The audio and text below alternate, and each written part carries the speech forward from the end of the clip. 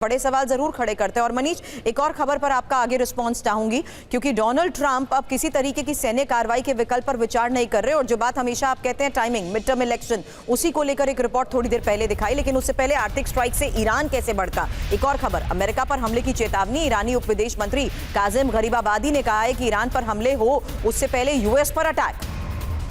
तो ईरान पूरी तरह तैयार है, लेकिन ईरान फिर तैयार नए युद्ध की क्या ये शुरुआत? क्योंकि ईरान के डिप्टी विदेश मंत्री की अमेरिका को ये धमकी, चेतावनी सुनिए। जहां हम अमेरिकी हमलों का इंतजार क्यों करें, वहीं सभी शर्तें पूरी होने पर ही हॉर्मूज को खोला जाएगा। अब इंपॉर्टेंट ये है कि कैसे चेतावनी में ईरान कह रहा है कि हम पहले अमेरिका पर हमला कर सकते हैं और हॉर्मूज से अमेरिका अपनी नाकेबंदी हटाए। अब मायने साफ हैं, अब ईरान पर अमेरिका का कोई दबाव काम ही नहीं कर रहा है। और सबसे महत्वपूर्ण कि ईरान अमेरिका पर जवाबी कार्रवाई के लिए भी पूरी तरीके से तैयार है। हॉर्मूज सुरक्षित नहीं है, शर्तें पूरी होने तक ईरान रास्ता नहीं खोलने वाला है। मनीष, थोड़ी देर पहले हमने ये खबर भी दिखाई जहां डोनाल्ड ट्रंप ने यह दावा किया कि सभी माइंस हट चुकी हैं। अब स्ट्रेट ऑफ हार्मूज पर कंट्रोल को देखते हुए ही सामान्य स्थिति का वो दावा कर रहे हैं कि अब जहाज आसानी से गुजर सकेंगे। जबकि इसी स्ट्रेट ऑफ हार्मूज को लेकर देखिए, हॉर्मूज अभी भी सुरक्षित नहीं है, क्योंकि ईरान अपने कंट्रोल की बात करता है और कह रहा है कि शर्तें पूरी होने तक ईरान रास्ता नहीं खोलने वाला। देखिए, युद्ध के दरमियान अगर दुश्मन को आपकी कमजोरी पता चल जाए तो उससे बुरा और क्या कुछ नहीं हो सकता है। ईरान को यह समझ में आ गया है कि प्रेसिडेंट ट्रंप अभी अगले कुछ महीने तक युद्ध करना नहीं चाहते हैं। बाद में भले मिड टर्म चुनाव के बाद वो युद्ध करे।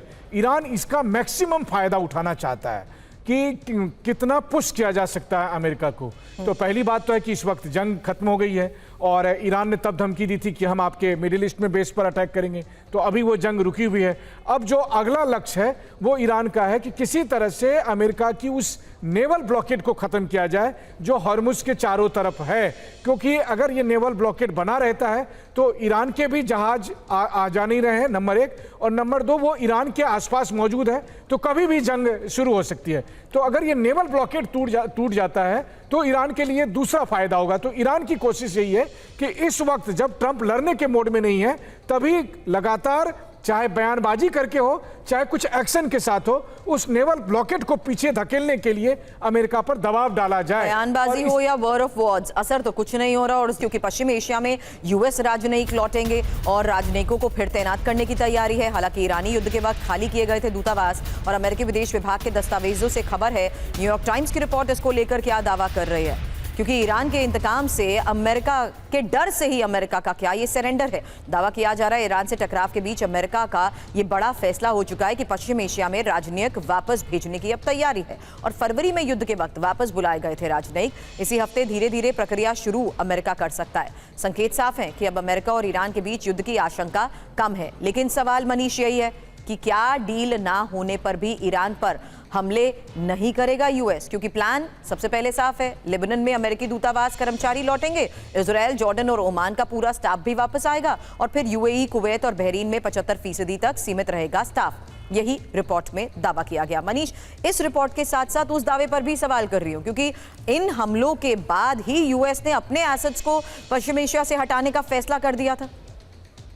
देखिए, फरवरी में ये सभी राजनयिक हटाए गए थे, इनको अमेरिका वापस बुलाया गया था और अब जाकर दोबारा से इनको डिप्लॉय किया जा रहा है। तो इससे एक बात तो साफ है कि कुछ महीने का तो नहीं, लेकिन अगले कुछ हफ्ते तक अमेरिका की तरफ से अटैक नहीं होंगे, इसका ये एक संकेत हो सकता है।